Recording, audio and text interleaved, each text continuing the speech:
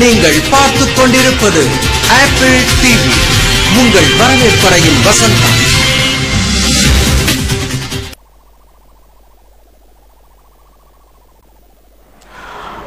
அன்பார்ந்த குழந்தைகளே, இன்னைக்கு நாம தமிழ் 2ஆம் தாள் பார்க்க போறோம். ஏறக்குறைய நீங்க எல்லாம் தேர்வுக்கு தயார் நிலையில் இருப்பீங்கன்னு நினைக்கிறேன். எப்போதுமே தமிழ் முதல் பேப்பருங்கிறதுனால தமிழை கடைசியா பார்ப்போம். இன்னைக்கு தமிழ் 2ஆம் தாள் பார்க்க போறோம். அந்த தமிழ் 2ஆம் தாள்ல பாநலம் பாராட்டல் அப்படின்னு ஒரு பகுதி இருக்கு. அதுதான் நிறைய நமக்கு கருத்துக்கள் தேவையா இருக்கு. அந்த பாநலம் பாராட்டல்ல தலைப்பு முக்கியம். அதுக்கப்புறம் திரண்ட கருத்து, எதுகை, மோனை, இயைபு, அணி இருக்கு. தலைப்புக்கு ஒரு மதிப்பெண் இருக்கு. தலைப்பு எப்படியும் பாட்டுக்கு முக்கியம். இப்போ சான்றா ஒரு பாட்டு பார்ப்போம். இந்த ஒரு பாட்டு எழுதியிருக்கேன். மனிதரெல்லாம் அன்பு நெறி காண்பதற்கும் மனோபாவம் வானை போல் விரிவடைந்து தனி மனித தத்துவமா மிரலை போக்கி எங்க ஒரு பாட்டு. இப்ப இதுல தலைப்பு பார்த்தோம்னா புத்தக சாலைன்னு எழுதிடலாம். தலைப்பு நிச்சயமா முக்கியம். புத்தக சாலை எழுதிட்டு அதுக்கப்புறம் திரண்ட கருத்து. இப்ப புத்தகங்கள் நமக்கு எப்படி எல்லாம் பயன்படுது அப்படின்ட்டு. இப்ப புத்தக சாலைன்னு வரும்போது அங்க புத்தகங்கள் நிறைய களஞ்சியமா இருக்கும் இல்லையா? அந்த களஞ்சியமா இருக்கிறதுனால புத்தகங்களை படிக்கும்போது நமக்கு நிறைய அறிவு பெறுகிறதுனால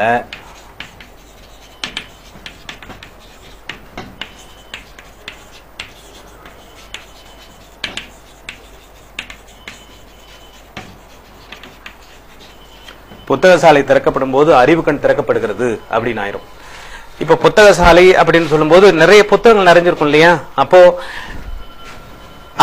அதை ஒட்டி இந்த பாட்டுல உள்ள கருத்தை எழுதிடலாம். அதுக்கப்புறம் எதுகைக்கு வந்துருவோம். நம்ம எதுகை அப்படின்னா 2வது எழுத்து ஒன்றி வருவது எதுகை. அடிதோறும் வார்த்தையில் 2ஆம் எழுத்து ஒன்றி வருவது. இப்போ அப்ப 2ஆம் எழுத்து அந்த எதுகைக்கு ஒரு கொட்டேஷன் எழுதுங்க.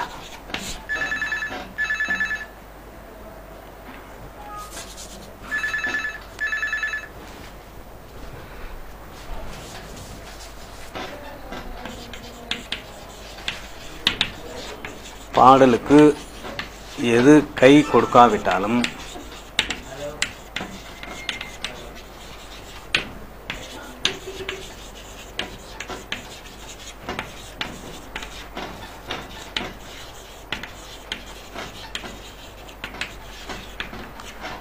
எழுதியாச்சப்போ இது எழுதிட்டு போ.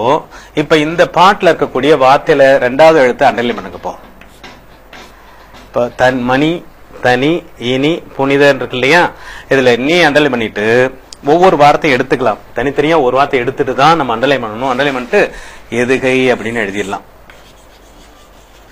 சரி, இப்ப மோனை இருக்கு. ஒன்னொன்னு தனியா காட்டி ஆகணும். இப்ப மோனை அப்படின்னா பாடலின் வார்த்தையில் முதல் எழுத்து ஒன்றி வருவது மோனை. இப்போ மோனைக்கு ஒரு கொட்டேஷன் எழுதிக்கலாம்.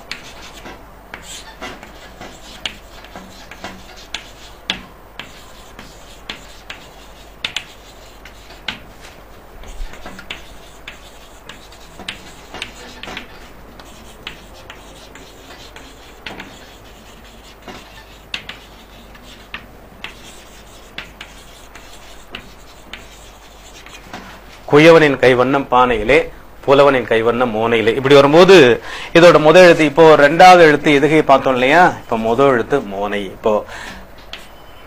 இப்போ தா இங்க இல்ல, அப்போ சாவும் கிடையாது. இப்ப ஈ இருக்கு, பூ இருக்கு. அப்போ இப்படி போட்டுட்டு மோனைன்னு எழுதிடலாம்.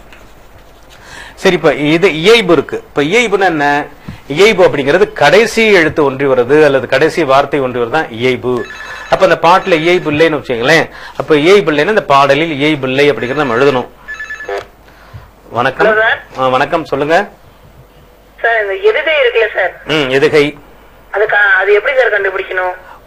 நான் இப்ப சொன்னேனே, ஒவ்வொரு பாட்டுலயும் முதல் வார்த்தையை எடுத்துக்கிட்டு அந்த 2வது எழுத்து ஒரே மாதிரி வந்தா அது எதுகை.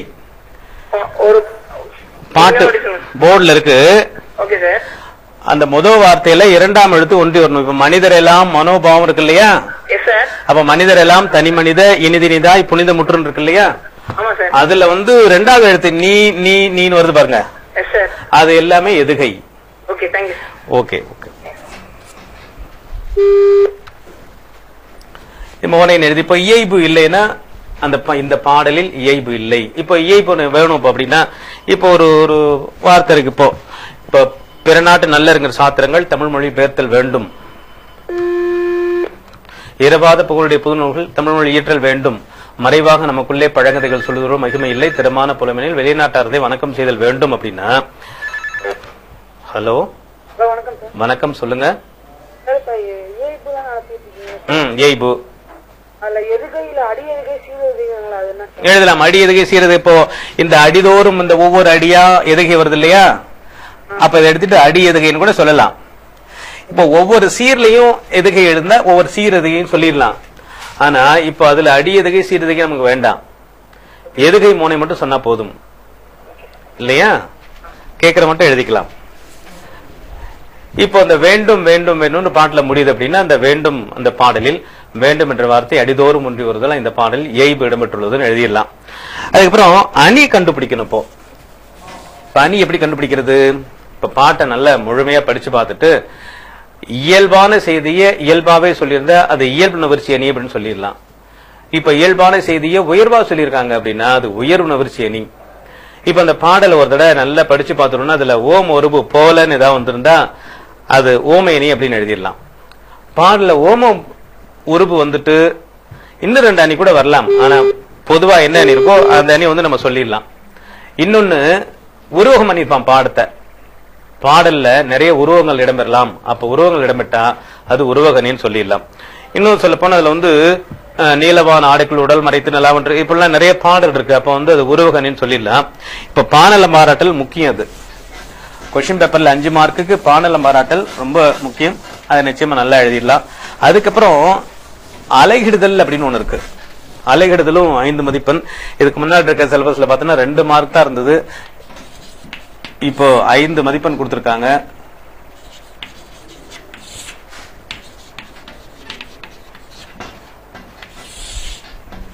இப்போ சான்ற ஒரு பாட்டு பார்ப்போமே.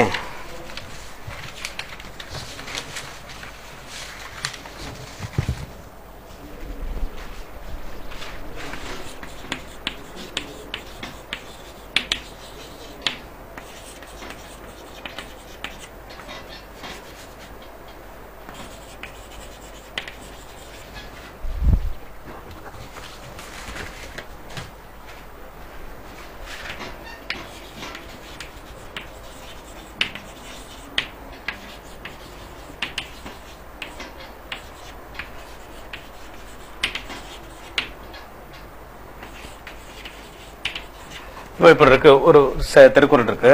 இப்ப இது வந்து அதுல நேரசை நிறையசை அப்படின்னு ஒண்ணு இருக்கு. இப்ப நேரசை நிறையசை அப்படி பார்த்தோம்னா இது இருகுறில் இணைந்து, இதுவும் குறில் இதுவும் குறில். இப்ப இருகுறில் இணைந்து நிறை சொல்லிடலாம், குறில் ஒற்று நேர் சொல்லிடலாம், குறில் ஒற்று நேர் சொல்லிடலாம். இப்ப நிறை நேர் நேர் புளிமாங்காய் அப்படின்னு இருக்கு. இப்ப நிறை நேர் நேர் புளிமாங்காய் இருக்கா, இது சரியான்னு பாக்கணும்னா இப்ப இருகுறில் இணைந்து நிறை நெடிலொற்று நேர் நெடிலொற்று நேர் வந்தாச்சு. இப்ப இதை பார்த்தோம்னா குறில் நெடில் இணைந்து நிறை நெடிலொற்று நேர் நெடிலொற்று நேர். இப்ப அந்த அலையீடு வாய்ப்பாடு சரி. இப்ப அடுத்தது பாத்தீங்கன்னா குறில் ஒற்று நேர் நெடில் தனித்து நேர் நேர் நேர் தேமா. இப்போ இருகுறில் இணைந்து ஒற்று நிறை குறில் ஒற்று நேர் நிறை நேர் புளிமா. இப்ப இருகுறில் இணைந்து நிறை இருகுறில் இணைந்து ஒற்று நிறை குறில் ஒற்று நேர். அப்போ நிறை நிறை நேர் கருவிலங்காய் அப்படின்னு வந்துரும். அதுக்கப்புறம் குறில் ஒற்று நேர் இருகுறில் இணைந்து நிறை நேர் நிறை கூவிலம். நெடில் குறில் சேராது. இப்போ குறில் நெடில் தான் சரி. இப்ப நெடில் தனியா இருக்கு. இப்ப நெடில் தனித்து நேர் குறில் ஒற்று நேர் குறில் ஒற்று நேர். இப்ப நேர் நேர் நேர் தேமாங்காய்னு வந்துடும். அப்புறம் கடைசி சீரம் பிரிக்க வேண்டாம். பிரிக்காம என்ன பண்ணலாம், இந்த கடைசி சீருக்கு மட்டும் அந்த என்ன அசை இருக்கோ அதை பார்த்துக்கலாம். இப்ப சென்றுன்னு இருக்கு. இப்போ நேர் பிளஸ் உகரம் இருக்கு. அப்போ நேர்பு காசு அப்படின்னு வந்துடும். இப்போ இதெல்லாம் கூட எழுதிடலாம். ஆனா கடைசியில ஒன்னு எழுதணும். நம்ம என்ன எழுதணும் அப்படின்னா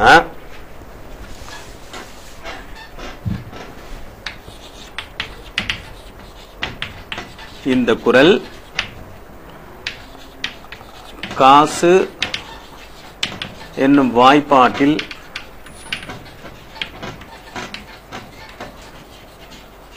முடிவடைகிறது அப்படின்னு. இப்போ நாள் மலர் காசு பிறப்பு எதுல முடிவடைதோ அதுல எழுதிடலாம். இப்போ நாள்ல முடிஞ்சா இந்த குறள் நாலுன்னு வாய்ப்பாட்டில் முடிவடைகிறது. மலர் அப்படின்னு முடிஞ்சா மலர்னு வாய்ப்பாட்டில் முடிவடைகிறது. காசுனா காசு, பிறப்புனா பிறப்பு. இப்போ நாள் மலர் காசு பிறப்புன்னு அது முடிஞ்சா கடைசியில் அதை எழுதுறது சிறப்பு. இப்போ அழகிட்டு வாய்ப்பாடும் அட்டன் பண்ணிடலாம். இன்னொன்னு என்னன்னா, இந்த ஒன் வேர்ட் ஆன்சர்ல 20க்கு 20மே ரொம்ப எளிதா மதிப்பெண் வாங்கிடலாம். எப்படி அப்படின்னா, புத்தகத்தில் இருக்கக்கூடிய அத்தனை புறவை வினாக்களையும் பார்த்துருங்க. புத்தகத்தில் இருக்கக்கூடிய இலக்கணத்தில் இருக்கக்கூடிய அத்தனை புறவை வினாக்களையும் பார்த்துட்டோம்னா நிச்சயமா நம்ம அந்த 20 மதிப்பெண் நமக்கு வந்துடும். இப்ப சான்ற இப்ப வினைத்தொகை பயின்று வந்துள்ள சொற்றொடர் அப்படின்னு கேட்டா, இப்ப வினைத்தொகை என்ன சொல்லலாம்? 3 காலம் தான் வினைத்தொகை. இங்க ஒரு 3 ஆப்ஷன் இருக்கு. இப்போ கெடுக இருக்கு,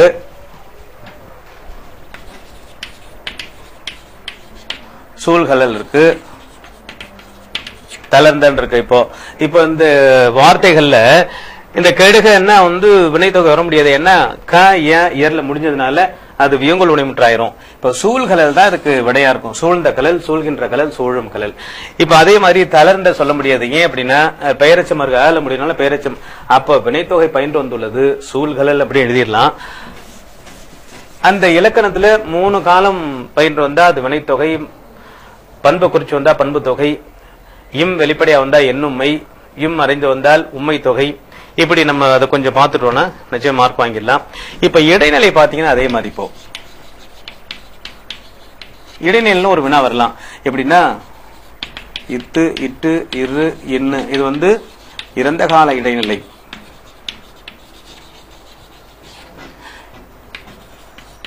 கிரு, கின்று, ஆனின்று. இது நிகழ்கால இடைநிலை. இவ்வு எதிர்கால இடைநிலை. இப்போ ஆ அப்படின்னு இருக்கு, எதிர்மறை இடைநிலை அப்படி இப்போ ஆயிருப்போம். இப்போ வணக்கம் சொல்லுங்க. ஹலோ. இப்போ நமக்கு ஒரு கேள்வி இருக்கு. இப்போ இறந்த கால இடைநிலை பயின்று வந்துள்ள தொடரை எடுத்து எழுதுங்கன்னா, இப்ப இறந்த கால இடைநிலை இத்து, இட்டு, இரு எந்த வார்த்தையில வந்திருக்கோ அதுல எழுதிடலாம். இப்ப வந்தான் இத்து வந்துருச்சு, இப்ப கண்டான் இட்டு வந்துரும், நின்றான் எந்த இரு வந்துரும், சொன்னான் என்ன வந்துரும், அதே மாதிரி எழுதிடலாம். அதே மாதிரி நிகழ்கால இடைநிலை பயின்று வந்துள்ள தொடரை எடுத்து எழுதுங்க அப்படின்னா, வருகிறான், வருகின்றான், வாரான் என்றான் வார்த்தை எப்போதாவது தான் வரும். அதனால இது விட்டுருவோம். இப்ப வருகிறான், வருகின்றான்ங்கிறது நிகழ்கால இடைநிலை சொல்லிடலாம். அதே மாதிரி எதிர்கால இடைநிலை என்ன வார்த்தை வருது, வார்த்தையில என்ன எதிர்கால நிலை இருக்கு அப்படின்னா இவ்வு இருக்கு. இப்ப வருவான், பார்ப்பான் அப்படின்னு வந்துட்டாவே அது எதிர்கால நிலை. பாங்கிறது அது எதிர்மறை இடைநிலை. இப்ப பேசான்னு ஒரு வார்த்தை இருக்கு, பேசான பிரிச்சோன்னா பேசு பிளஸ் ஆ பிளஸ் ஆன் இருக்கு. இப்போ இந்த ஆங்கிறது தான் எதிர்மறை இடைநிலை அப்படி வச்சுக்கலாம். இப்போ இந்த இடைநிலையில எப்படி ஒரு வினா இருக்கு. அதுக்கப்புறம் இந்த தனிமொழி, தொடர்மொழி, பொதுமொழின்னு ஒண்ணு இருக்கு. அது வினாவிலையும்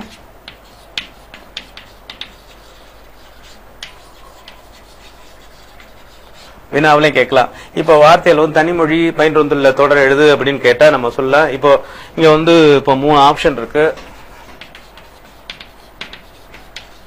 படம் பார்த்தான் இருக்கு, கண்ணன் இருக்கு, அந்தமான் அப்படின்னு இருக்கு. இப்போ படம் பார்த்தான்ங்கிறது தொடர்மொழி ஆயிரும். இப்ப கண்ணுங்கிறது தனிமொழி ஆயிரும், அந்தமான்ங்கிறது பொதுமொழி ஆயிரும். எப்படி பொதுமொழி ஆகும்? அந்தமான் அப்படிங்கிறது அந்த மான் அப்படி ஒரு விளக்கம் வரும்.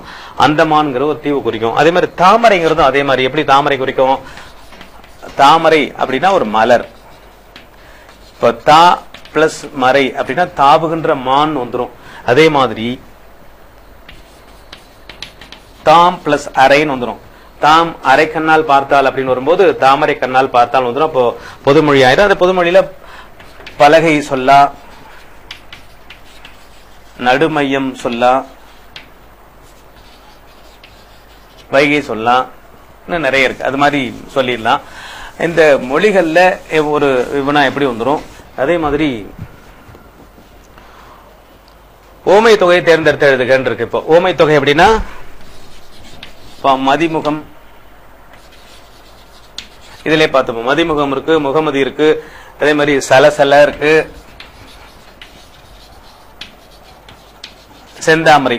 இப்ப மதிமுகம் அப்படின்னா மதி போன்ற முகம் ஓமை தொகை. முகமதினா முகமாகிய மதின்னு வந்து அது உருவமாயிரும். அதே மாதிரி சலசலங்கிறது அடுக்கு தொடர் ஆயிரும், செந்தாமரைங்கிறது பண்பு தொகை ஆயிரும். இப்படி அதை கண்டுபிடிச்சு எழுதிடலாம். அதே மாதிரி இன்னொரு வினாவும் இருக்கு. வேற்றுமை உறவுகள் கொஞ்சம் முக்கியம்.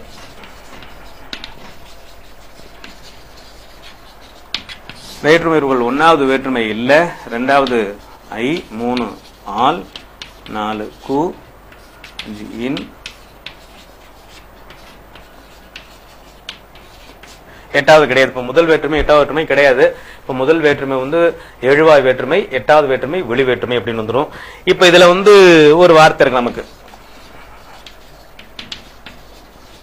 செருணர் செருக்குன்னு இருக்கு. இப்போ செருணர் செருக்குன்னா என்ன சொல்லலாம், செருணரது செருக்குன்னு வந்து 6ஆம் வேற்றுமை தொகை வந்துடும். இப்போ அந்த வேற்றுமை தொகை நமக்கு கொஞ்சம் முக்கியம், அதையும் கொஞ்சம் கோத்துரு பண்ணிக்கலாம் நம்ம. அதுக்கப்புறம் இன்னொன்று இருக்கு,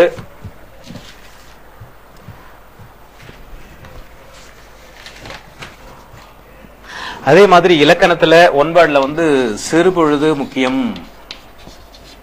ஏன்னா எப்படியும் ஒரு டேஷ் கொஸ்டின்ல கேட்பாங்க, இன்னொன்னு வந்து கொஸ்டின் ஆன்சர்ல கேட்பாங்க. சிறுபொழுது பெரும்பொழுதுங்கிறது முக்கியம். இப்ப சிறுபொழுது டேஷ் கொஸ்டின்ல பார்த்தோம்னா இப்போ 5 திணை இருக்கு.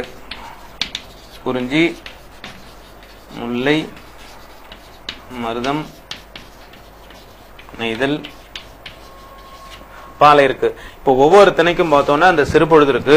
அந்த சிறுபொழுதுங்கிறது டேஷ் கொஸ்டின்ல கேட்கலாம், இல்ல ஒரு ஒன் வேர்ட் ஆன்சர் கேட்கலாம். இப்போ குறிஞ்சினா என்ன சொல்லலாம், குறிஞ்சினா இப்போ குறிஞ்சினா யாமம், முல்லைனா மாலை, மருதம்னா வைகரை, நெய்தல். இப்போ நெய்தல் அப்படின்னா ஏற்பாடு, பாலை, நண்பகல் வந்துடும். இப்ப அந்த 5 திணைக்கும் 5 சிறுபொழுது முக்கியம். ஏன்னா ஒன் வேர்ட் ஆன்சர்ல கேட்கலாம், இன்னொன்னு கொஸ்டின் ஆன்சர்ல கேட்கலாம். இப்போ 6 சிறுபொழுதுகள் யாவை அப்படின்னு கேட்கலாம். இல்லைன்னா சிறுபொழுதுகள் எத்தனை அவை யாவைன்னு ஒரு கேள்வி கேட்கலாம். இல்ல பெரும்பொழுதுகள் எத்தனை அவை யாவை அப்படின்னு கேட்கலாம். இப்போ அது மாதிரி கேட்கும்போது நிச்சயமா எழுதலாம். இதுல இருந்து ஒரு கொஸ்டின் வர்றதுக்கு வாய்ப்பு இருக்கு.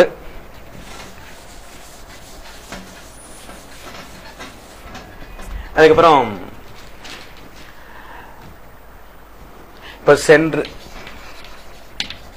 சென்று இத பெயரெச்சமாக்கு. இப்ப ஊல முடிஞ்சா வினையச்சம் வந்துடும். இப்ப பெயரெச்சமாக்கு அப்படின்னா சென்ற அப்படி எழுதலாம். இப்ப பெயரெச்சம் அதுல ஒரு வினா வரலாம். இது மாதிரி அந்த எளிதா விடை எழுதலாம். அதுக்கப்புறம் இலக்கணத்துல பார்த்தோம். இப்ப இலக்கணத்துக்கு வந்துருவோம். இப்ப இலக்கணத்துல இப்ப 1 மார்க் ஒன் வேர்ட் ஆன்சர் வந்து ஒவ்வொன்னா அந்த புக்ல இருக்கக்கூடிய வினாவுடைய புறவை வினாக்களை கோத்துரு பண்ணணும்னாவே நிச்சயமா அந்த 20 மதிப்பெண் வாங்கிடலாம். அதுக்கப்புறம் இலக்கண வினாவிடை அப்படின்னு பார்த்தோம்னா இலக்கணத்துல எழுத்து இருக்கு. எழுத்துல வந்து அந்த எழுத்துல குறுக்கம் இருக்கு. இப்போ நிச்சயம் குறுக்கத்துல இருந்து ஒரு கேள்வி கண்டிப்பா உண்டு. ஐகார குறுக்கம், அவுகார குறுக்கம், மகர குறுக்கம், ஆயுத குறுக்கம். நிச்சயமா அந்த நமக்கு ஒரு வினா உண்டு. வணக்கம்.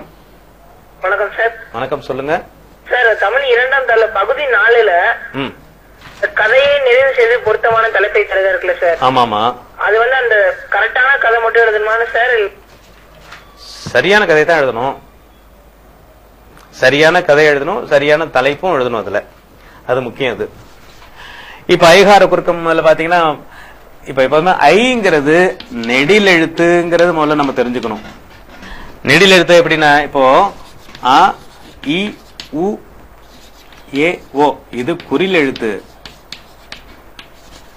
ஆ இ உ ஏ ஐ ஓ ஔ இந்த எழுத்துக்கள்லாம் நெடில் எழுத்து. நிறைய பேத்துக்கு ஐங்கிறது நெடில் எழுத்துன்னு தெரியல, நிறைய தவறு பண்றாங்க. அந்த ஐங்கிறது நெடில் எழுத்து. அப்போ ஐகார குறுக்கம் ஐங்கிறது தனியா வரும்போது 2 எழுத்தா நில்லா வந்துருச்சுன்னா 5 குறுகி வரும். இப்ப அந்த ஒரு வினா இருக்கு. அதே மாதிரி அவ் வந்து மொழிக்கு முதல்ல தான் வரும். இப்ப ஐ வந்து மொழிக்கு முதல்ல வரும், இடையில வரும், கடைசியில வரும், அப்படி வரும். இப்ப 5, ஐவர், வளையல், வாழை, தவளை இப்பெல்லாம் வரும்போது முதல் இடைக்கடையில வந்துடும். ஆனா அவங்கிறது மொழிக்கு முதல்ல மட்டும்தான் வரும், நெடிலாம் வரும். அவுகாரம்ங்கிறது வௌவால், ஔவையார், இன்னும் சொல்ல போனா மவ்வல் அப்படின்னு ஒரு வார்த்தை கூட இருக்கு. மவ்வல் நீங்க கேள்விப்பட்டிருப்பீங்க, ஒரு பூவோட பேர் இது. சரி, அதுக்கப்புறம் மகர குறுக்கம் அப்படின்னா அதுல ஒரு கேள்வி இருக்கு. போலும் மருண் அப்படிங்கிறது எப்படி வந்துரும்? போன் மருண் அப்படி வந்துடும். போலும் மருளும் அப்படிங்கிறது போன் மருண் அப்படி வந்துடும். அது மகர குறுக்கம். ஆயுத குறுக்கம்ங்கிறது பல் பிளஸ் தீதுங்கிறது பகிரிது, முல் பிளஸ் தீதுங்கிறது இப்படி வந்துடும். எப்படின்னா சிம்பிள் கான்செப்ட் தான் அது. இப்போ இல்லுங்கிறது இர்ரா மாறிடும், இந்த இல்லுங்கிறது இட்டா மாறிடும், வேற ஒண்ணும் இல்லை. இது தெரிஞ்சுட்டா போதும். இதுக்கு வந்து நன்னூல்ல ஒரு விதி இருக்கு, லேல வேற்றுமை ரேடாவும் ஒரு விதி இருக்கு. இப்போ இத சொன்னோம்னா சொல்கள் சொற்கள் ஆயிரும், பல்கள் பற்கள் சொல்லிடலாம், கல்கள் கற்கள் ஆயிரும். அதே மாதிரி இங்க ஆள்கள் ஆட்கள் ஆயிரும், முள்கள் முட்கள் ஆயிரும், தாள்கள் தாட்கள் ஆயிரும். அப்போ அந்த இல்லு இட்டா மாறிடும், இந்த இல்லு இர்ரா மாறிடும். இது மாதிரி ஒரு சிறிய இடைவேளைக்கு அப்புறம் நம்ம மறுபடியும் தொடர்வோம். இப்போ அடுத்ததா வந்து அடுத்த இயல் சொல்லுன்றது. அதுல வந்து ஒன்றழி பொது சொல் அப்படிங்கிறது முக்கியம். இன்னும் சொல்ல போனா ஒன்றழி பொது சொல் அல்லது இனம் குறித்தல்னு 2 விஷயத்தை வந்து குழப்பிக்கிறாங்க பிள்ளைங்க. இப்ப ஒன்றொழி பொது சொல்னா ஒரு திணையை ஒழித்து இன்னொரு திணையை சொல்வது ஒன்றொழி பொது சொல் அப்படின்னு வந்துடும். அதுல என்ன எடுத்துக்காட்டு, இப்போ உயர்திணை பொது பெயர், அகரணை பொது பெயர் இருக்கு. இப்போ மாடு வயலில் உழுதது அப்படின்னா மாடுன்னு பொதுவா சொல்லப்பட்டிருக்கு. இப்போ அகரணை பொது பெயர் ஆயிரும். இப்ப மாடு அப்படின்னா காளை. இப்போ மாடு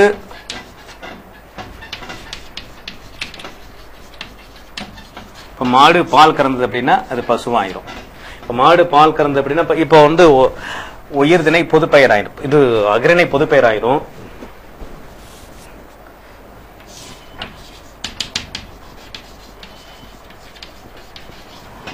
இப்ப அதே மாதிரி உயர்திணை பொது பெயர் அப்படின்னா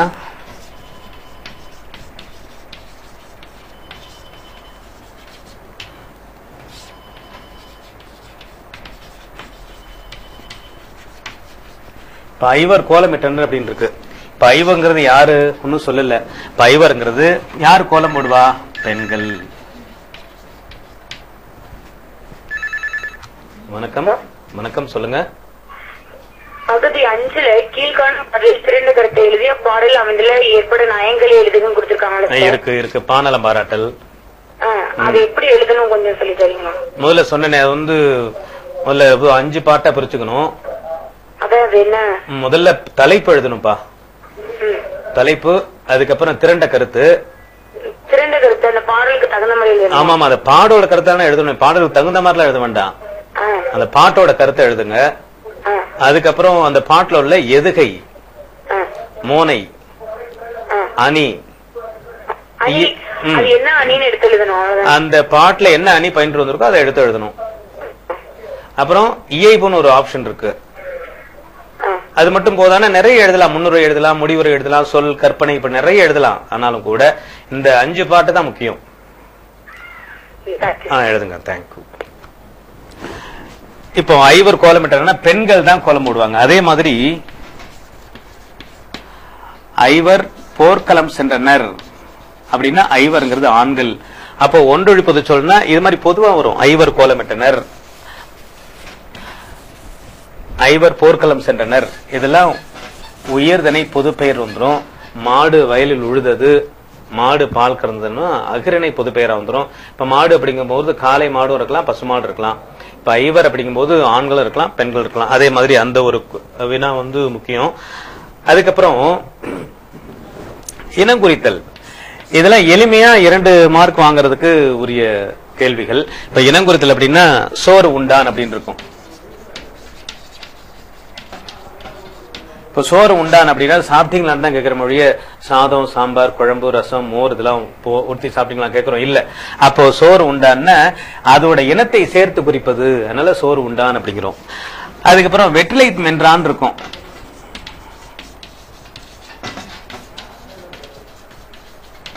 வெற்றிலை மென்றான் அப்படின்னா வெற்றிலை மட்டும் சாப்பிடுறது இல்ல.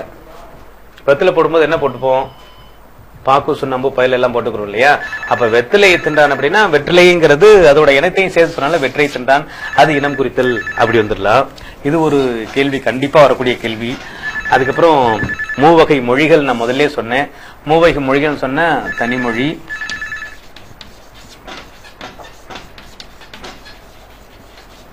தொடர்மொழி, பொதுமொழி இப்படி வரலாம். இத எப்போதுமே ஆன்சரை ஒன் பை ஒன்னா எழுதுங்க. மூவகை மொழிகள் யாவை எழுதுக அப்படின்னு கேட்டாங்கன்னா ஒன் பை ஒன்னா எழுதுங்க. மூவகை மொழிகள் அப்படின்னு டைட்டில் போட்டுட்டு தனிமொழி, தொடர்மொழி, பொதுமொழி இப்படி எழுதிடலாம். இப்படி எப்போதுமே நீளமா ஆன்சர் எழுதாதீங்க, நல்லா இருக்குது ஒரு பிரசன்டேஷன் அது. அதுக்கப்புறம் இப்போ தொகை சொற்களை விரித்து எழுது, அது கொஞ்சம் முக்கியம். இப்போ தொகை சொற்களை விரித்து எழுது அப்படின்னா இப்போ தொகுத்திருக்கக்கூடிய வார்த்தைகளை விரித்து எழுதணும். நிறைய பேருக்கு விரித்து எழுது பிரித்து எழுது அப்படிங்கிறதுக்கு பொருள் சரியா குழப்பமா இருக்கு. இப்ப விரித்து எழுதுனா இருக்கக்கூடிய வார்த்தைய அது ஒரு விரிவாக்கத்தை எழுதணும். இப்ப மூவகை மொழிகள் அப்படின்னா 3 மொழிகள் அப்படின்னு இருக்கும். இப்ப ஒண்ணு இல்ல, முத்தமிழ் அப்படின்னு ஒண்ணு இருக்கு. இப்போ முத்தமிழை பிரித்து எழுது அப்படின்னா 3 பிளஸ் தமிழ் எழுதிடலாம். இதை விரித்து எழுதுனா என்ன சொல்லலாம், இயல் இசை நாடகம் அப்படின்னு எழுதணும். அது மாதிரி இப்போ அதே மாதிரி அந்த வணக்கம். ஹலோ சார், வினையச்சம்னா என்ன சார்? வினையச்சம் அப்படின்னா ஊ ஈல முடிஞ்ச வார்த்தை அது வினையச்சம். வினையச்சம். ஆமா. ஆல முடிஞ்சு அது பெயரச்சம். க யர்ல முடிஞ்சு அது வியங்கோல் வினைமுற்று. அல் கல்ல முடிஞ்சா அது தொழிற்பெயர். சரியா? அதுக்கப்புறம் பெயரச்சம்னா வினையச்சம்ல இருந்து பெயரச்சம் எப்படி சார் மாத்துறது? இப்போ வினையச்சம் பெயரச்சம் நம்ம சென்று அப்படின்னு இருக்குன்னு வச்சுக்கோங்களேன். இப்ப வினையச்சத்துல இருக்கு, எப்படி மாத்துவீங்க இத? இப்ப நம்ம சொன்னல, இப்போ பெயரச்சம்னா கடைசியில அந்த ஆல முடிஞ்சா பெயரச்சம். இப்ப சென்ற அப்படின்னு மாத்திக்கோங்க. சரி சார், மாத்திக்கலாமா? Okay okay, thank you.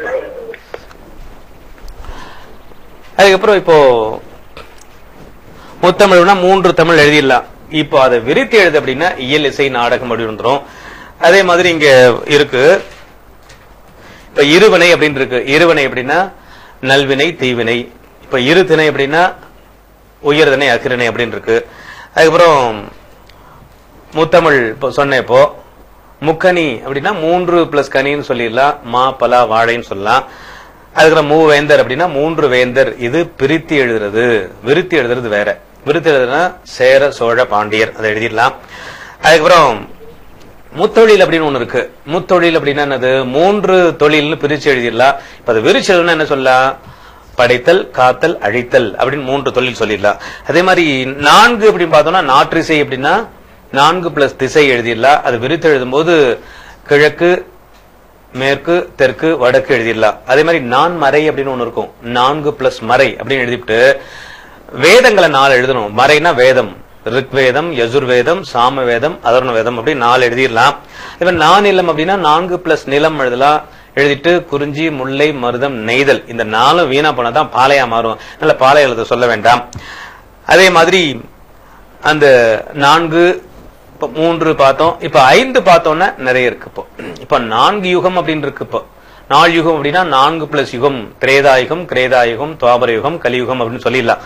அதே மாதிரி 5க்கு வந்துட்டோம்னா ஐம்புலன், ஐம்பொறின்னு இருக்கு. இப்ப ஐம்புலன் அப்படின்னா அந்த உணர்வுகள், தொடு உணர்வு, பார்த்தல் உணர்வு, கேட்டல் உணர்வு, நுகர்தல் உணர்வுன்னு எழுதிடலாம். ஐம்பொறி அப்படின்னா அந்த மெய் வாய் கண் செவி மூக்கு 5 பொறிகள் எழுதிட்டு 5 பிளஸ் பொறி எடுத்து மெய் வாய் கண் செவி மூக்குன்னு எழுதிடலாம். அதே மாதிரி அந்த 5 திணைன்னு கேட்கறாங்க வச்சுக்கோங்களேன், 5 பிளஸ் திணை. இப்ப 5 திணையை விரிச்சு எழுதணும்னா குறிஞ்சி முல்லை மருதம் நெய்தல் பாலை. அதே மாதிரி அதுக்கப்புறம் இந்த முத்தொழில் சொன்னோம் இல்லையா, படைத்தல் காத்தல் அழித்தல். அதே மாதிரி 5 தொழில் அப்படின்னு ஒண்ணு இருக்கு. இப்ப 5 தொழில் சொன்னோம்னா 5 பிளஸ் தொழில்னு பிரிச்சிடலாம். இதெல்லாம் தேர்வுக்கு வரக்கூடிய ஒரு இது. இப்போ 5 தொழில்கள், அப்ப 5 தொழில் பிரிச்சிடலாம். அப்ப என்ன சொல்லலாம்? படைத்தல், காத்தல், அழித்தல். இப்ப 3 தெரியும். இப்ப மீதி என்னன்னா அருள்தல், அதே மாதிரி மருள்தல் அப்படின்னு எழுதிடலாம். அருள்தல், மருள்தல், இது 5 தொழில்கள் அப்படின்னு விரித்து எழுதலாம். அதே மாதிரி இன்னொரு கொஸ்டின் இருக்கு 5. இப்ப 6 இருக்கு. அறுசுவை எழுதிடலாம். 6 பிளஸ் சுவை எழுதிட்டு உவர்ப்பு, புளிப்பு, கார்ப்பு, இனிப்பு, துவர்ப்பு அதை எழுதிடலாம். இப்ப 6க்கு நிறைய எழுதலாம். இப்ப 5க்கு இன்னும் எழுதலாம். நம்ம இப்போ 3க்கே என்ன எழுதலாம்? முப்பால் கேட்டிருக்காங்க. இப்போ அறம், பொருள், இன்பம் எழுதிடலாம். இப்ப 4க்கு இன்னும் கூட எழுதலாம். நாற்பொருள் எழுதலாம். 4 பிளஸ் பொருள், அறம், பொருள், இன்பம், வீடு எழுதலாம். அதே மாதிரி 6க்கு அறுசுவை, 7க்கு 7 ஸ்வரங்கள், 8க்கு எண் வகை மெய்ப்பாடுகள், 9க்கு 9 ரசங்கள், அதாவது நவரசங்கள், 10க்கு 10 அழகு, 10 குற்றம், 10 அவதாரங்கள், இப்படிலாம் இருக்கு. அது பார்த்துக்கலாம். அதுக்கப்புறம் இன்னொரு விஷயம் இதுல இருக்கு. உரிச்சல் தொடர் நிறைய தெரியல பசங்களுக்கு, கொஞ்சம் குழப்பமா இருக்கு. உரிச்சல் தொடர் அப்படின்னு ஒண்ணு.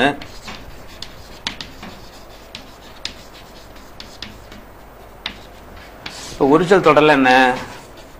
சால, உரு, தவ, நனி, கடி, கழி, மா.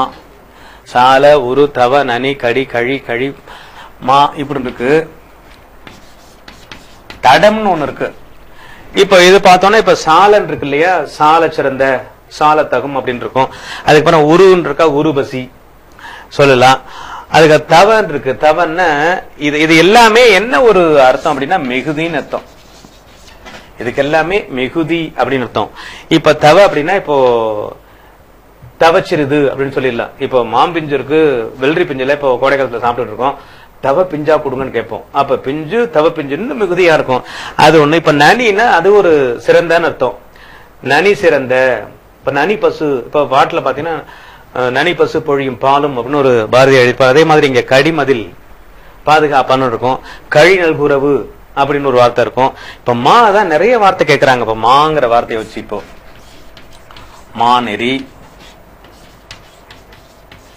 மாநகர், மாமலை இப்படிலாம் இப்ப கேக்குறாங்க. இப்ப இப்படி வந்துட்டாவே இது உரிச்சொல் அப்படின்னு எழுதிடலாம். அதே மாதிரி தடம் அப்படின்னாலும் இது உரிச்சொல். தடங்கன் இல்லைன்னா தடக்கை. ஒரு மன்னனுடைய கையை சொல்லும் போது தாழ்தோய் தடக்கை தகைமான் வழுதி வல்லை மன்ற நீ நைந்தரித்தல் அப்படின்னு வரும்போது தடக்கை இப்படி எல்லாம் வந்து அது உரிச்சொல் தொடர்கள். இப்ப உரிச்சொல் தொடர்ல கொஞ்சம் நீங்க ஞாபகம் வச்சுக்கலாம். சால, உரு, தவ, நனி, கடி, கழி, கூர், மா இதெல்லாம் எழுதலாம். தடம் அது ஒண்ணு எழுதிக்கங்க. இதுல இருந்து ஒரு கேள்வி கண்டிப்பா வரலாம். அதுக்கப்புறம் இனங்குறித்தல் பார்த்தோம் இல்லையா? இப்ப அடுக்கு தொடர். அடுக்கு தொடர் இரட்டை கிளவின்னு ஒண்ணு இருக்கு. இந்த அடுக்கு தொடருக்கு இரட்டை கிளவிக்கும் நிச்சயம் ஒரு வினா கேட்பாங்க. அடுக்கு தொடர் என்றால் என்ன, சான்று தருகன்னு ஒரு கேள்வி கேட்கலாம். இரட்டை கிளவி என்றால் என்ன, ஒரு சான்று தருக அப்படின்னு ஒரு கேள்வி கேட்கலாம். அதே மாதிரி அடுக்கு தொடருக்கும் இரட்டை கிளவிக்கும் உள்ள வேறுபாடு அப்படின்னு கேட்கலாம். அது ஒரு கோடு போட்டு கேட்கலாம். அடுக்கு தொடர் இரட்டை கிளவி என்னென்ன. இப்ப அடுக்கு தொடர்னா என்ன? பிரித்தால் பொருள் தரும். இரட்டை கிளவி பிரித்தால் பொருள் தராதுங்கிற மாதிரி சில விஷயங்கள் எழுதலாம். இந்த அடுக்கு தொடர் இரட்டை கிளவி முக்கியமான கேள்விகள்ல ஒன்று. அதுக்கப்புறம் இப்ப முக்கியமான ஒரு இலக்கணத்துக்கு வந்துட்டு இருப்போம். வினா விடை அப்படின்னு 2 இருக்கு. இப்போ வினா வந்து நிறைய இருக்கு. இப்போ இங்கிலீஷ்ல பாத்தீங்கன்னா what, where, when, how, which இன்னும் நிறைய இருக்கு. அதே மாதிரி வினா வந்து இங்க 6 வகைப்படும். என்னென்ன? அறிவினா, அறியாவினா, ஐயவினா, கொடை, ஏவல், கொழல் வினான்னு இப்படி 6 இருக்கு. இப்ப வினாக்கள் 6 வகைப்படும் அப்படின்னா இப்போ அறிவினா அப்படின்னா என்ன சொல்லலாம்? அறிவினாங்கிறது ஆசிரியர் மாணவன் கேட்பது அறிவினா. திருக்குறளுக்கு உரை எழுதியவர் யார் அப்படின்னு ஆசிரியர் மாணவன் கேட்பது அறிவினா. ஏன்னா ஆசிரியருக்கு அறிந்து கொண்டு கேட்கிறார். ஆசிரியருக்கு தெரியும், அதனால அது அறிந்து கொண்டு கேட்பது அறிவினா. அறியாவினாங்கிறது அதே கேள்வியை மாணவர் ஆசிரியருக்கு கேட்பது அறியாவினா. இப்ப ஆசிரியருக்கு தெரியும், ஆனால் அறிவினா ஆயிடுச்சு. இப்ப தெரியாம கேட்கறது என்னது? அறியாவினம் ஆயிரும். அப்ப இது ஆசிரியர் மாணவரிடம், இது மாணவர் ஆசிரியரிடம் கேட்பது அறியாவினா. இப்ப ஐயவினான்னு ஒண்ணு இருக்கு. ஐயம்னா சந்தேகம் அப்படின்னு அர்த்தம். அந்த ஐயவினா என்ன சொல்லலாம்? சந்தேகத்தோட கேட்கறது. இப்போ ரெண்டு ஒரே மாதிரி இருக்கும்போது இதுவா அதுவான்னு கேட்கறது ஐயவினா. இப்ப அந்த குளத்தில் மலர்ந்திருப்பது அல்லியா தாமரையா? ஏன் இப்படி கேட்கறாங்க? அந்த குளத்தில் மலர்ந்திருப்பது அல்லியா தாமரையான்னு ஏன் கேட்கறாங்கன்னா, வேற மலரை கேட்க முடியாது. அல்லியா மல்லிகான்னு கேட்க முடியாது, அல்லியா முல்லையான்னு கேட்க முடியாது, தாமரையா மல்லியான்னு கேட்க முடியாது. ஏன் கேட்க முடியாது அப்படின்னா, இது என்ன ஒரு சிம்பிள் கான்செப்ட். ஒரே மாதிரி இருக்கிறது தான் அதுவா இதுவான்னு சொல்லுவாங்க. தூரத்தில் போகுது காளையா எருதுவா, ஏன்னா ரெண்டும் மாடு ஒரே மாதிரி இருக்கும், நல்ல அது காளையா எருதுவான்னு கேட்கலாம். இன்னும் சொல்ல போனா அந்த நான் முதல்ல சொன்னேன், தாமரையா அல்லியான்னு ஏன் கேட்கறாங்க தெரியுமா? ஐயப்பனாவில அல்லியும் ஒரே மாதிரி இருக்கும், தாமரை ஒரே மாதிரி இருக்கும். இப்ப அல்லி இதழ் தள்ளி தள்ளி இருக்கும், தாமரை அப்படியே அடர்த்தியா இருக்கும். அப்ப ரெண்டும் குளத்துல பூக்குறது ரெண்டுமே ஒரே மாதிரி இருக்கனால இது அல்லியா தாமரையான்னு சில பேரை கண்டுபிடிக்க முடியாதுங்கிறதுனால அது அல்லியா தாமரையான்னு கேட்பாங்க. அது ஐயவினா. இப்ப கொடை வினா. இப்ப கொடை வினா நாம யாருக்காவது கொடுக்கறதுக்காக கொடை, இப்ப நன்கொடைன்னு கேட்கறோம் இல்லையா? அது மாதிரி நாம் யாருக்காவது மனசார இஷ்டப்பட்டு கொடுக்கறது கொடை வினா. இப்போ ஒரு 10ஆம் வகுப்பு பையன்ட்ட போய் உன்னிடம் 10ஆம் வகுப்பு புத்தகம் இருக்கிறதா அப்படின்னு கேட்டா, அந்த பையன்ட்ட இல்ல, அதனால நம்ம கொடுக்க போறோம், அதனால அதுக்கு பேர் கொடை வினா அப்படின்னு பேரு. இப்ப கடைக்கு போய் கேட்கிறோம். இப்போ கடைக்கு போய் என்ன கேட்கிறோம்? இந்த கடையில் பொருள் இருக்கிறது, நமக்கு தேவையான பொருளை கேட்கிறோம். இப்ப கடையில் சென்று பருப்பு இருக்கிறதா, இப்ப 10ஆம் புத்தகமே இருக்கான்னு கேட்போமே. 10ஆம் புத்தகம் இருக்கிறதான்னு கடைக்கு போய் கேட்கறது. நாம விற்க போறது இல்ல, வாங்கத்தான் போறோம். கடைக்கு நம்ம வாங்கத்தான் போவோம். அப்போ வாங்கிக்கிறதுக்கு போறதுனால வாங்கி கொள்வது அப்படிங்கிற கொலல்னு வந்துடும். அப்போ இது கொலல் வினா. வாங்கிக்கிறதுக்காக கேட்கறது கொலல் வினா, கொடுப்பதற்காக கேட்கறது கொடை வினா. சரி, இப்ப ஏவல் வினான்னு ஒண்ணு இருக்கு இல்லையா? ஏவல் வினானா ஏவல் அப்படின்னா ஆர்டர் பண்றது, வேலை சொல்றது, கட்டளை இடுறது. அதனால அது ஏவல். கடைக்கு செல்வாயா, இல்லன்னா கடைக்கு செல் அப்படின்னு சொல்றது. அப்ப கடைக்கு செல்வாயா, இதை செய்வாயா, அதை செய்வாயான்னு கேட்கறது ஏவல் வினா. இந்த வினால நிச்சயமா ஒரு கேள்வி உண்டு, முக்கியம் அது. அதுக்கப்புறம் விடை. இதுல ஒரு ஆச்சரியம் என்னன்னா, வினா 6 விடை 8. என்னென்ன? சுட்டு விடை, மறை விடை, நேர் விடை, உற்றது உரைத்தல் விடை,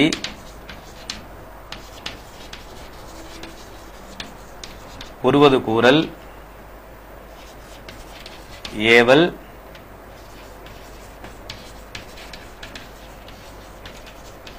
வினா எதிர் வினாதல், இனமொழி. இப்ப 8 விடை இருக்கு. இப்போ இப்போ முதல் விடை என்ன? இப்போ சுட்டு விடைன்னு இருக்கு இல்லையா? இப்ப சுட்டு விடையை பார்த்தோம்னா, இப்போ ஒரு கேள்வி கேட்டிருக்காங்க, இந்த ஊருக்கு வழி யாது அப்படின்னு கேட்டிருக்காங்க. இந்த ஊருக்கு வழி எது அப்படின்னு கேட்டா இதுதான் அப்படின்னு சுட்டி காட்டி சொல்வது. இந்த சுட்டு வரல சுட்டி காட்டி சொல்றதுனால தான் அதுக்கு பேர் சுட்டு விடை. மறை விடை ஒண்ணு இல்ல, ஒரு கேள்வி இருக்கு, இதை செய்வாயா அப்படின்ட்டு. இந்த ஒரு கேள்விக்கு 8 விதமா பதில் சொல்லலாம். அதுதாப்பா 8 விடை. விடை 8 வகைப்படும். இப்ப சுட்டு விடை இருக்கு. முதல்ல சுட்டு விடை. இப்போ இதை செய்வாயான்னு ஒரு கேள்வி கேட்டிருக்காரு உங்ககிட்ட. இப்ப நீ என்ன சொல்லலாம்?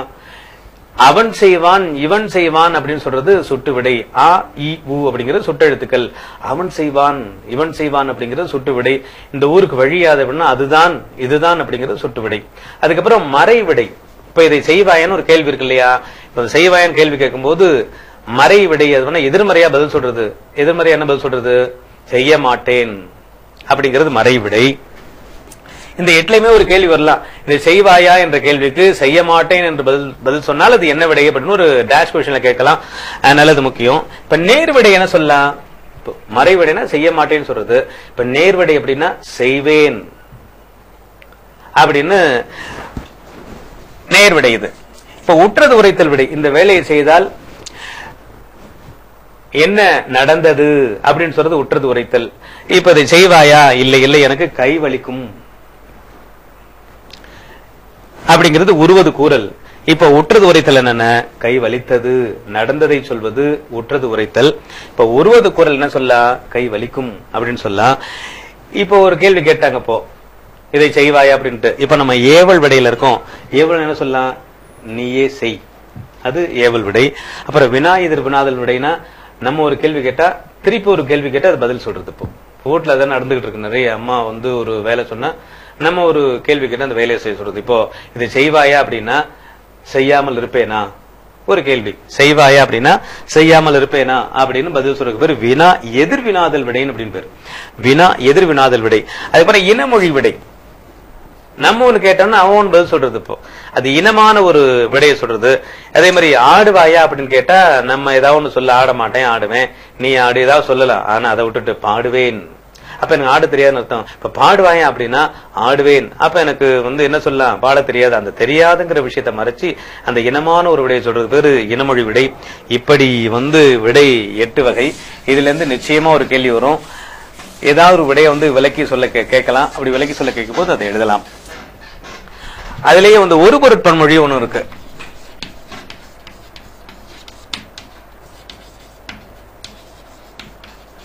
அது என்ன ஒரு பொருட்பன்மொழி? ஒரு பொருளை குறித்த பல சொல். அந்த ஒரு பொருட்பன்மொழி என்ன சொல்லலாம்? ஒரே பொருளை குறிக்கக்கூடிய பல சொல்லா இருக்கும். இப்போ இப்ப நடுமையம் இருக்கு, ரெண்டுமே ஒரே ஒரு வார்த்தை தான். இப்போ நடுமையம், அந்த நடுனாலும் ஒண்ணுதான், மையம்னாலும் ஒண்ணுதான். இப்போ நம்ம நடு சென்டர்ல பாருங்கிறோம் இல்லையா? அதே மாதிரி இன்னும் சொல்ல போனா இங்கிலீஷ்ல கியூ வரிசை அப்படிங்கிறோம். கேட்ச் புடின்னு கூட நம்ம நிறைய சொல்லிக்கிட்டு இருக்கோம். அந்த கேட்ச் புடின்னு சொல்றதும் அந்த ஒரு பொருட்பன்மொழி தான். நடுமையம், குழி தாழ்ந்த, இப்படி சொல்லல நம்ம. அந்த உயர்ந்தோங்கி இதெல்லாம் வந்து ஒரு பொருட்பன்மையில வந்துடும். இப்ப அந்த ஒரு பொருட்பன்மொழிங்கிறது நிறைய வார்த்தை நம்ம எடுத்துக்கலாம். அதுக்கப்புறம் மரபு தொடர் அப்படின்னு ஒண்ணு இருக்கு. மரபு தொடரை ஒரு இடைவேளைக்கு அப்புறம் பார்ப்போம் நம்ம. இப்ப மரபு தொடர் பார்த்தோம் இல்லையா? மரபு தொடர் சொன்னோம். இப்ப கொடி கட்டி பறக்கிறது. கொடி கட்டி பறத்தல் அப்படின்னா வந்து பாரதிதாசன் தமிழ் இலக்கிய உலகில் கொடி கட்டி பறந்தார் அப்படின்னா ஒரு ஃபேம் அண்ட் நேம் இங்கிலீஷ்ல சொல்லுவாங்கல்ல, அது மாதிரி அந்த கொடி கட்டி பறத்தல் அதை சொல்லலாம்.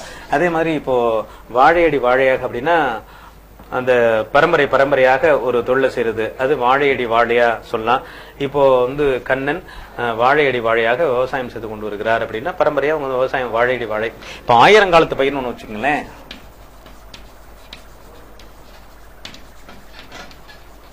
இப்ப 1000 காலத்து பயிர்னா நீண்ட நெடிய, அதாவது ஒரு நெடிய ஒரு அது ஒரு கான்செப்ட். அப்போ நீண்ட நெடுங்காலம், இப்ப நெடுங்காலத்துக்குரிய அது ஒரு செயல். அப்ப 1000 காலத்து பையன் இப்ப திருமணத்தை சொல்லலாம். இது 1000 காலத்து பையனுமே ஒரு நம்ம கேள்விப்பட்டிருப்போம் அந்த இடியம் பிரைசஸ் அப்படின்ட்டு. அந்த இதுல வந்து அந்த மரபு தொடர்ல நிச்சயம் ஒரு குணா இருக்கும். இப்ப கயிறு திரித்தல் அப்படின்னா கயிறு திரினா இல்லாத சொல்றது. அதுக்கப்புறம் இப்ப ஆகாய தாமரை எதுனா அதுவும் இல்லாத ஒண்ணு சொல்றது. இப்ப கயிறு திரிக்கிறதுனா 1க்கு 2 சொல்றது. அதே மாதிரி இப்ப இலவு காத்த கிளின்னு ஒண்ணு இருக்கு, அது நிச்சயம் நம்ம தெரிஞ்சுக்கணும். இப்ப இலவு காத்த கிளி அப்படின்னா நிறைய பேர் வந்து ஒரு கெட்ட காரியமா நினைச்சுக்கிறாங்க இலவு காத்த கிளி அப்படின்ட்டு. ஆனா அது இலவு காத்த கிளின்னா இலவு மஞ்சு. அது இலவு மரத்துல காய் நிறைய காய்க்கும், அது பழுத்தா சாப்பிடலான்னு கிளி வந்து காத்துக்கிட்டு இருக்குமா. ஆனா அது பழுத்தா என்ன ஆகும்? வெடிச்சு செதறும், பஞ்சு தான் நிறைய வரும். அப்ப ஏமாற்றம் அப்படின்னு வந்துடும். அப்ப இலவு காத்த கிளின்னா ஏமாற்றங்கிற வார்த்தையில். அதே மாதிரி அந்த அனலடைப்பட்ட புழுவை போல அப்படின்னா துன்பம். ஒரு 2 பக்கமும் அனல் இருக்கும்போது நடுவில் புழு மாட்டிக்கிதுன்னா துன்பம், அது மாதிரி சொல்லலாம். அதுக்கப்புறம் பொருள் கொஞ்சம் இம்பார்ட்டன்ட். அது அதுல நிச்சயமா ஒரு கேள்வி வரலாம். இப்ப பொருள் பாத்தீங்கன்னா அதுல அகப்பொருள் புறம் இருக்கு. இப்போ அகம் அப்படின்னா அகத்திணை 7, புறத்திணை 12. அதே மாதிரி அன்பின் 5 ஒண்ணு இருக்கு.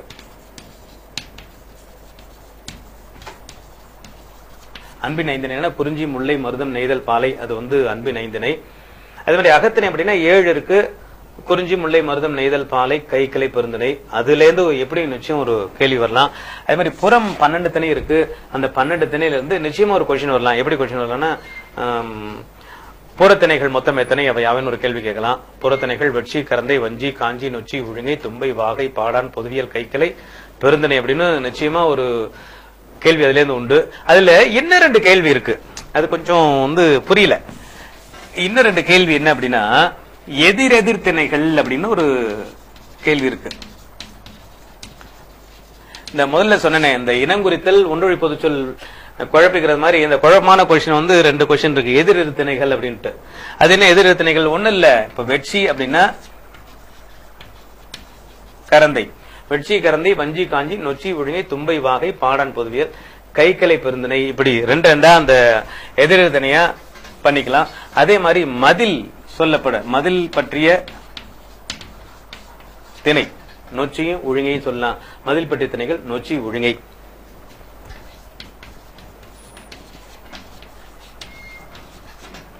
இது அதே மாதிரி அந்த பொருள்ல சிறுபொழுது 6 நிச்சயமா முக்கியம். அதே மாதிரி பெரும்பொழுது 6 நிச்சயம் முக்கியம். எப்படி பெரும்பொழுது? என்னது? கார்காலம், குளிர்காலம், முன்பனி, பின்பனி, இளவேனில், முதுவேனில் அப்படின்னு நிச்சயமா அதுல இருந்து ஒரு 6 சிறுபொழுது ஒரு கேள்வி கேட்கலாம், 6 பெரும்பொழுது ஒரு கேள்வி கேட்கலாம். அந்த பெரும்பொழுதுல ஏதாவது ஒன்ன விளக்கி சொல்லி கேட்கலாம், சிறுபொழுதுல ஏதாவது ஒன்ன விளக்க சொல்லி கேட்கலாம். இன்னொன்னு இந்த பொருள்கள்லயே கருப்பொருள் அப்படின்னு ஒரு கேட்கறாங்க இப்ப கேள்வி. இப்ப கருப்பொருள்னா தெய்வம், மக்கள், உணவு, விலங்குன்னு இருக்கு. அந்த தெய்வம், மக்கள், உணவு, விலங்குன்னு எழுதி விட்டு அதுல உள்ள விடை எழுதாம விட்டுறாங்க நிறைய பேர். இப்போ ஒரு ஒண்ணு இல்ல, இப்போ குறிஞ்சின்னு வச்சுங்களேன். குறிஞ்சி அப்படின்னா அதுல உள்ள தெய்வம், மக்கள், உணவு, விலங்கு. இப்ப தெய்வம் அப்படின்னா குறிஞ்சினா நிச்சயமா முருகன், மக்கள் புறவர் புறத்தியர். இப்ப உணவு அங்க என்னது? மலை நெல் அரிசி, இது மாதிரி எழுதிடலாம். இப்போ தொழில் எழுதினா வேணா தொழில் கிழங்கெடுத்தல், தேன் எடுத்தல் அப்படின்ட்டு. விலங்கு என்ன இருக்கும்? புலி, கரடி, சிங்கம்லாம் இருக்கும் இல்லையா? இப்ப மலை அப்படின்னா அதே மாதிரி ஒவ்வொரு திணைக்கும் அந்த தெய்வம் என்ன, மக்கள் யாரு, விலங்கு என்ன, உணவு என்ன, தொழில் என்ன எழுதிடலாம். அது வந்து நிச்சயம் அதுல இருந்து நிச்சயம் ஒரு கேள்வி வர்றதுக்கு வாய்ப்பு இருக்கு. இன்னும் சொல்லப்போ நம்ம குறிஞ்சி அப்படின்னா மலை, மலை சார்ந்த இடம், அதுவும் கேட்கலாம். முல்லை காடும் காடு சார்ந்த இடமும், மருதம் வயலும் வயல் சார்ந்த இடமும், நெய்தல் கடலும் கடல் சார்ந்த இடமும், பாலை மணலும் மணல் சார்ந்த இடமும். இப்ப பாத்தீங்கன்னா 5 திணைக்கும் 5 தெய்வங்கள் இருக்காங்க. இப்ப குறிஞ்சி அப்படின்னா முருகன். இப்ப குறிஞ்சினாவே மலை, மலைனா முருகன் தான் இருப்பார். இப்ப முருகன் இருக்கிற மாதிரி இங்க முல்லையில திருமால், மருதத்துல இந்திரன், நெய்தல்ல வருணன், பாலையில கொற்றவை அப்படின்னு அந்த அகம்புறம் அந்த 2லயுமே நிச்சயமா ஒரு கேள்வி உண்டு. அதுக்கு அடுத்தாப்புல சிறுபொழுது பெரும்பொழுது நிச்சயம் பாத்துக்கங்க. இன்னொன்னு என்ன, பாவகை அப்படின்னு ஒண்ணு இருக்கு. பாவகை அதுல இருந்து நிச்சயமா ஒரு கேள்வி உண்டு. அதுல என்னென்ன நிறைய படிக்க வேண்டாம். இப்ப பா எத்தனை வகைப்புன்னு ஒரு கேள்வி கேட்டா வெண்பா, ஆசிரியப்பா, கலிப்பா, வஞ்சிப்பா கேட்கலாம். இப்ப வெண்பா, ஆசிரியப்பா, கலிப்பா, வஞ்சிப்பா இப்ப எழுதிட்டு இதுல ஒரு கொஸ்டின் இருக்கு. வெண்பாவின் பொது இலக்கணம், வெண்பாவின் வகைகள், 2 கொஸ்டின். இப்ப ஆசிரியப்பாவின் பொது இலக்கணம், ஆசிரியப்பாவின் வகைகள் அப்படின்னு கேட்கலாம். இப்ப அதுல இருந்து அது மாதிரி கேள்விகள் உண்டு. இப்ப கலிப்பா, வஞ்சிப்பா வேண்டாம், அந்த வெண்பா, ஆசிரியப்பா மட்டும் நீங்க கொஞ்சம் படிச்சுக்கிட்டா போதும். இன்னும் சொல்ல போனா இந்த பாவகைன்னு ஒரு கேள்வி இருக்கு. இந்த பாவகை கேள்வி உங்களுக்கு குழப்பமா இருக்கும். பாவகையில வந்து 3 கொஸ்டின் கொடுத்து 2 கொஸ்டின் கேட்பாங்க எழுதுறதுக்கு.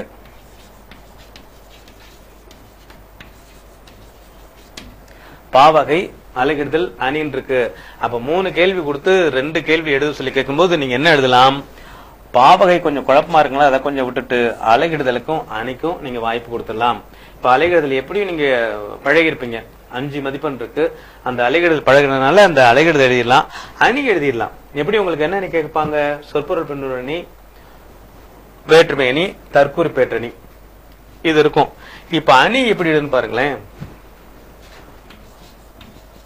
முதல்ல அந்த அணி எழுதிக்கிறீங்க, அந்த அணிக்குரிய விளக்கம்.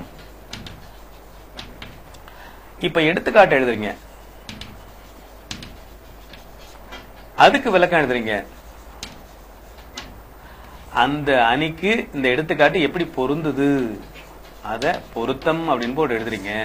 இப்ப ஓமேனி கேட்பாங்க நிச்சயமா. இப்ப ஓமேனி கேட்டாங்கன்னா ஓமேனிக்கு வந்து ஓம உறுப்பு இருக்கு, அந்த ஓம உறுப்பு போலன்னு எழுதிடலாம். இப்போ அந்த போலன்னு எழுதினாவே அதுக்கு ஆன்சர் சரியா பெறும். அதுக்கு பொருத்தம் அதையே எழுதிடலாம். இப்போ இப்ப தற்குறிப்பேற்ற அணி இருக்கு.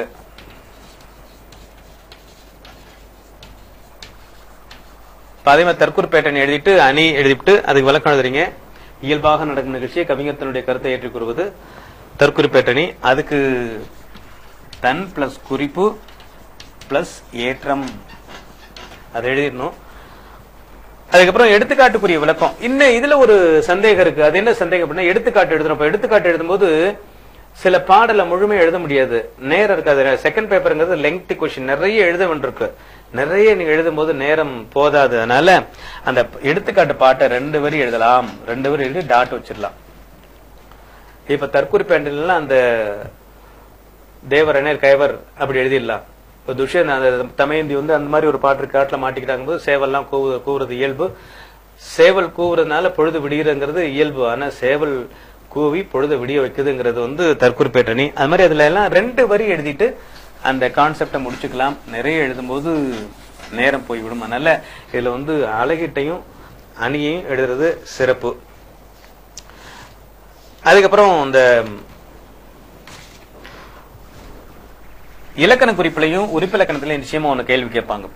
இப்ப இலக்கண குறிப்பில் ஒரு கேள்வி, இப்ப பொய்யா விளக்குன்னு ஒண்ணு கேட்கறாங்க. பொய்யா விளக்கு இலக்கண குறிப்பு தருக்கு அப்படின்னா ஈறுகட்டை மாதிரி பிரச்சனை எழுதிடலாம். அதே மாதிரி மாமலை, தடக்கை, செம்மொழி, முத்தமிழ், இதுல இருந்தெல்லாம் நிச்சயமா ஒரு இலக்கண குறிப்பு வரலாம்.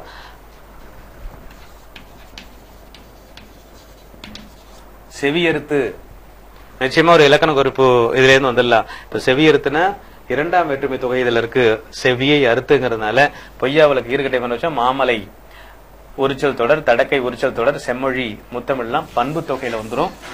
அதே மாதிரி உறுப்பிலக்கணம்னு ஒண்ணு இருக்கு. இப்ப பார்த்தான் அப்படின்னு ஒண்ணு இருக்கு, அது கேட்கலாம். பார்த்தான் அப்படின்னு கேட்கும்போது இது இப்படி முதல்ல இப்படி பிரிக்கணும். பார் பிளஸ் இத்து பிளஸ் இத்து பிளஸ் ஆன் ரைட்டு. பார் பகுதி, இத்து சந்தி, இத்து இறந்த கால இடைநிலை, ஆண் ஆண்பால் வினைமுற்று விகுதின்னு எழுதணும். வெறுமனை விகுதின்னு மட்டும் எழுதினா மதிப்பெண் கிடையாது. 2 மார்க் இதுல உண்டு. இதுல என்ன ஒரு விசேஷம் அப்படின்னா, இந்த பார்த்தான்ங்கிற வார்த்தைய இப்படி பிரிச்சுட்டு இப்படித்தான் எழுதணும். அப்படி எழுதும்போது இந்த பார்த்தான் அப்படின்னா சரியா பிரிச்சுட்டோம்னா 1 மார்க், இங்க தப்பு பண்ணிட்டோம்னா மார்க் கிடையாது. இங்க பிரிச்சது தப்பு, ஆனா இங்க எழுதுனதெல்லாம் சரி அப்படின்னாலும் மார்க் கிடையாது. இப்போ பிரிச்சாச்சு ரைட்டு, எழுதுனதும் ரைட்டு, 2 மார்க் உண்டு. இங்க பிரிச்சது ரைட்டு, இங்க எழுதுனது தப்பு 1 மார்க், இங்க பிரிச்சது தப்பு எழுதுனது ரைட்டு மார்க் கிடையாது. அந்த கான்செப்ட் புரிஞ்சுங்க. எப்படியும் உறுப்பிலக்கணத்திலையும் இலக்கண குறிப்பிலையும் ஒரு கேள்வி கண்டிப்பா வரும். அதுக்கப்புறம் துணைப்பாட கட்டுரை இருக்கு. இப்போ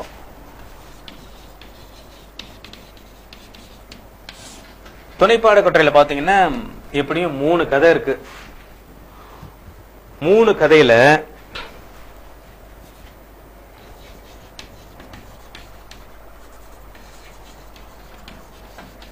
மெல்ல மெல்லன்னு ஒரு கதை, மெல்ல மெல்ல மரன்னு ஒரு கதை இருக்கு,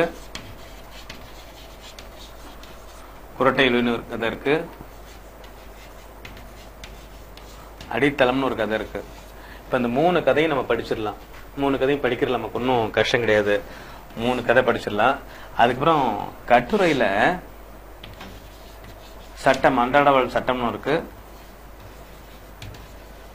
அண்ணாவின் கடிதம் ஒன்று இருக்கு, எம்ஜி ராமச்சந்திரன் ஒரு கட்டுரை இருக்கு. இந்த மூணு படிச்சிட்டோம்னா நிச்சயமா அதுல இருந்து 2 கட்டுரை கண்டிப்பா வரலாம். இல்ல 3 கதையில இருந்து 2 கதை கேட்கலாம். இல்ல இந்த 3 கதையில ஒரு கதை, இந்த 3 கட்டுரையில இருந்து ஒரு கட்டுரை நிச்சயமா கேட்கலாம். பாத்துக்கலாம். சரி, இப்போ துணைப்பாட கதையில இன்னொரு விஷயம் என்ன அப்படின்னா, துணைப்பாட கதை எழுதும்போது குறிப்பு சட்டங்கள் கண்டிப்பா எழுதுங்க. சின்ன சின்ன குறுந்தலைப்பு எழுதுங்க. குறுந்தலைப்புலாம் அதுல போட்டுருங்க. போட்டுட்டு ஒரு 2 பக்கம் வர மாதிரி எழுதிடலாம். ஏன்னா 5 மதிப்பெண் இருக்கு. நிறைய பசங்க ஒரு பக்கத்துல எழுதி கதையை முடிச்சிடுறாங்க. அது சில கருத்துக்கள் விட்டு போறதுனால 2 பக்கம் கொண்டு போன அந்த 5 மதிப்பெண்ணுக்குரிய கதை எழுதிடலாம். துணைப்பாடம் அப்படி ஆயிரும். அதுக்கப்புறம் இப்போ மொழிபெயர்ப்பு இருக்கு. மொழிபெயர்ப்பு அப்படின்னா நம்ம புத்தகத்திலேயே 10 இயல்லையுமே 10 மொழிபெயர்ப்பு பேராகிராஃப் இருக்கு. அதுக்கு கீழே சென்டென்ஸ் டிரான்ஸ்லேஷன் ஒன்று இருக்கு, ப்ராவர்ப் இருக்கு. அந்த ப்ராவர்ப்பை மொழிபெயர்த்துலாம். அந்த பேராகிராஃப் மொழிபெயர்க்கும் போது நிச்சயமா 5 மதிப்பெண் அந்த சென்டென்ஸ் பேட்டர்னுக்கும் பேராகிராஃப் பேட்டர்னுக்கும் இருக்கு. அந்த பேராகிராஃப் 3 மார்க், சென்டென்ஸ்க்கு 2 மார்க் இருக்கு. அந்த பேராகிராஃப் மொழிபெயர்க்கும் போது நிறைய திருந்தியப்படியும் திருந்தாப்படியும் எழுதி நேரத்தை வீணடிக்க வேண்டாம். ரியலாவே அந்த இது மொழியாக்கம் செஞ்சுட்டு ஒரு சிறப்பு என்ன பண்ணலாம்னா கடின சொற்கள் என்னன்னு கொஞ்சம் எழுதலாம்.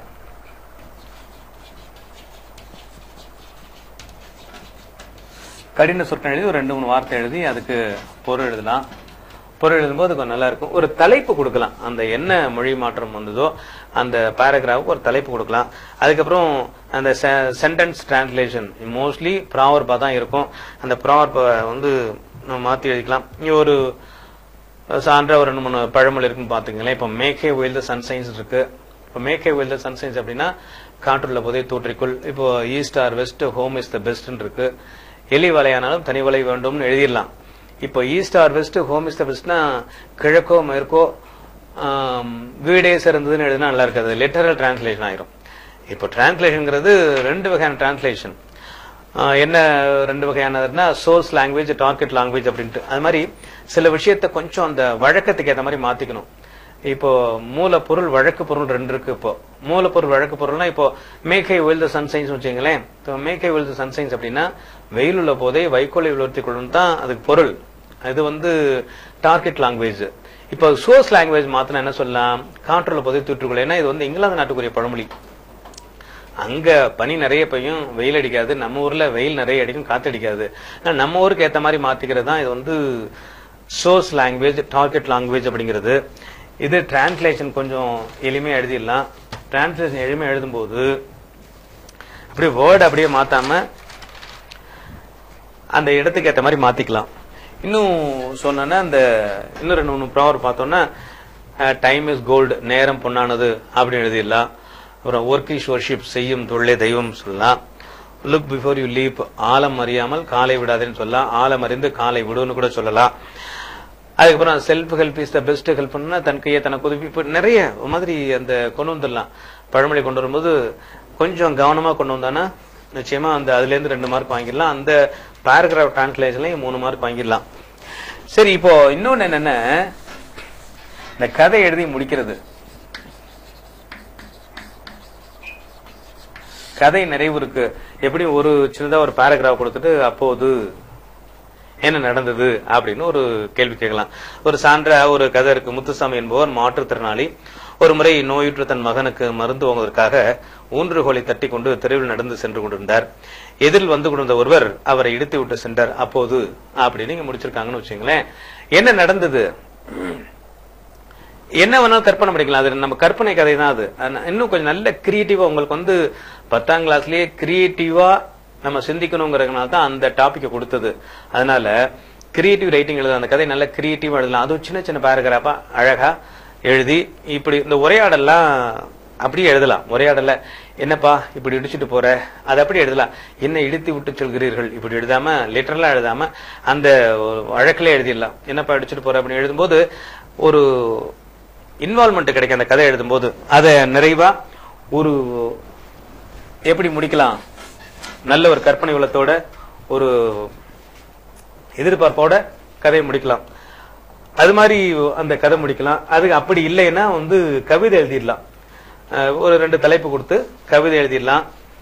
அந்த கவிதை எழுதும்போது 8 வரி எழுதலாம். அது பொதுவான கருத்து. இன்னும் சொல்ல போனா இன்னொன்னு இருக்கு, அந்த படிவத்தை நிறைவு செய்யறது. இப்போ படிவத்தை நிறைவு செய்யறது அப்படின்னா நமக்கு நிச்சயமா அந்த பேங்க்ல இருந்து ஒரு படிவம், ரயில்வே ரிசர்வேஷன் படிவம், பணம் எடுக்கிறது பணம் போடுறது இருக்கு. நிச்சயமா பள்ளியில நமக்கு சொல்லி கொடுத்துருப்பாங்க. அதுக்கப்புறம் சூழல் வினான்னு ஒண்ணு இருக்கு. சூழல் வினா பாத்தீங்கன்னா அந்த ஒரு பேராகிராஃப் கொடுத்து இந்த இவர் செஞ்சது சரியா தவறா அப்படிங்கிற மாதிரி அந்த சரியா தவறான்னு கேட்கும்போது நீ அந்த பேராகிராஃப்ல நீ அந்த சூழல்ல நீங்க என்ன நினைக்கிறீங்களோ அதை எழுதலாம். அதுக்கு 5 கொஸ்டின் இருக்கு. 5 கொஸ்டின் 5 மதிப்பெண் வாங்கிடலாம். எப்படியும்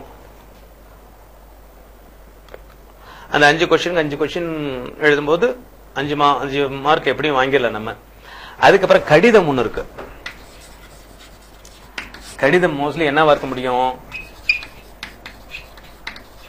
குடிநீர் வசதி, சாலை வசதி, பேருந்து வசதி, நூலக வசதி பண்ணிருக்கும். அந்த சரியான ஒரு முகவரிக்கு கடிதம் எழுதணும். அனுப்புனர்ல பெயர் எழுத வேண்டாம், உங்களுடைய தேர்வு எழுதினா போதும். அதே மாதிரி உரைமேல் முகவரி அவசியம். நிறைய குழந்தைங்க உரைமேல் முகவரி எழுதுறது இல்ல, இந்த கடிதத்தை எழுதிடுறாங்க. கடிதம் 3 பேராகிராஃபா எழுதினா போதும். அழகா 3 பேராகிராஃப் எழுதி கடிதத்தை நிறைவு செய்யலாம். உரைமேல் முகவரி அவசியம் தேவை. இங்க பெருநூறு அட்ரஸ்ல இருக்கிறது அப்படி உரைமேல் முகவரி எழுதுங்க. நிறைய பேர் உரைமேல் முகவரிக்கு உரை சின்னரா போட்டுறாங்க, அது சின்னரால பெரியரா உரைமேல் முகவரி எழுதுங்க, அது முக்கியம். கடிதம் அதே மாதிரி அந்த கட்டுரை இருக்கு. கட்டுரை அங்கே ஹிண்ட்ஸ் எல்லாம் கொடுத்திருக்காங்க. நமக்கு ஹிண்ட்ஸ் கொடுத்து அதை எப்படி டெவலப் பண்ணிக்கலாம். ஒண்ணு இல்ல, நாம அதுல என்ன செய்ய வேண்டிய வேலை என்னன்னு அந்த ஹிண்ட்ஸுக்கு முன்னுரை போட்டுரும், கடைசியில முடிவுரை போட்டுரும். நடுவுல அவங்க கொடுத்துருக்க ஹிண்ட்ஸையே நம்ம டெவலப் பண்ணிட்டோம்னா போதும். இப்ப கட்டுரைக்கு என்ன சிறப்பா வரும்னா, இப்போ நூலகம் கேட்கலாம், கணினி கேட்கலாம், அறிவியல் வந்தைகள் கேட்கலாம், மழைநீர் சேகரிப்பு கேட்கலாம், இப்படி ஏதாவது ஒரு தொடர்பான ஒரு கட்டுரை கேட்கலாம். அங்கே இருக்கு. அதே மாதிரி இங்க ஒரு இன்னொன்னு கேட்டிருக்காங்க, இன்னொன்னு கேட்கறதுக்கு வாய்ப்பு இருக்கு. தன் விவர பட்டியல், பயோடேட்டா ஃபார்ம். பயோடேட்டா ஃபார்ம் எழுதலாம். அதுல எழுதுற கொஞ்சம் சில பேருக்கு தெரியும், சில பேருக்கு கொஞ்சம் டவுட்டா இருக்கும். அதனால என்ன கேட்டிருக்காங்களோ கடிதம் கேட்கறது ஈஸியா எழுதி முடிச்சிடலாம். அந்த அனுப்புனர் பெறுநர் போட்டு பாடி ஆஃப் லெட்டர் இது போட்டு எழுதிடலாம். சூழல் வினா எழுதும் போது கொஞ்சம் யோசிச்சு எழுதுங்க. அவர் செய்தது சரியே, நானாக இருந்தால் இப்படித்தான் செய்திருப்பேன் அப்படின்னு எழுதும்போது நிச்சயமா நமக்கு 5 மதிப்பெண் கிடைச்சிரும். அந்த படிவம் நிரப்பும்போது கொஞ்சம் கவனமா நிரப்புங்க.